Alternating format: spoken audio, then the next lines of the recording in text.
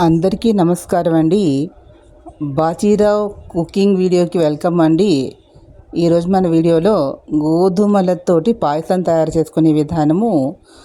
గోధుమలని ఒక cup గోధుమకి 1 cup పంచదార, 4 కప్పుల పాలు, ఒక అరకప్పు బాదము, పిస్తా, కిస్మిస్ పళ్ళు, అదేవిధంగా జీడిపప్పు కూడా. ఇక్కడ తీసుకోవాల్సింది మొదటగా గోధుమలని 1 కప్పు అంటే రాత్రి ఒక 7-8 గంటల పాటు గోధుమలను నానబెట్టుకొని పొద్దున్న కుక్కర్లో ఒక 3 గ్లాసుల నీళ్లు పోసుకొని 1 కప్పు గోధుమలకి ఒక 3 విజిల్స్ వచ్చేంత వరకు ఉడకబెట్టి తీసేసి వాచి పక్కన, అలానే పేస్ట్గా అయిపోకూడదండి. గోధుమలు అవ్వకుండానే మనం ఒక 3 విజిల్స్ 4 విజిల్స్ వచ్చేటప్పుడు దింపేయాలి.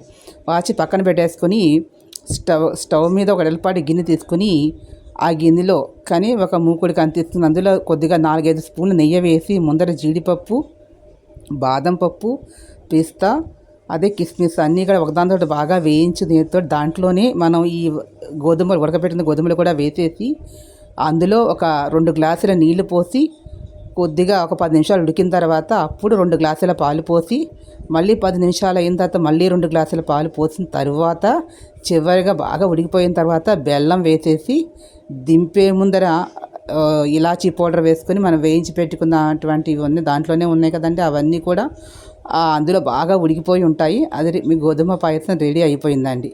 ఇది ఆరోగ్యానికి చాలా మంచిదండి. పందాతో కూడా చేసుకోవచ్చు, కానీ బెల్లంతోనే బాగుంటుంది. ఈ వీడియో మీకు లైక్ చేయండి, షేర్ చేయండి, సబ్స్క్రైబ్ చేయండి, లైక్ ఎంకరేజ్ చేయండి. ప్లీజ్ సబ్స్క్రైబ్ చేయండి. Thank you to all.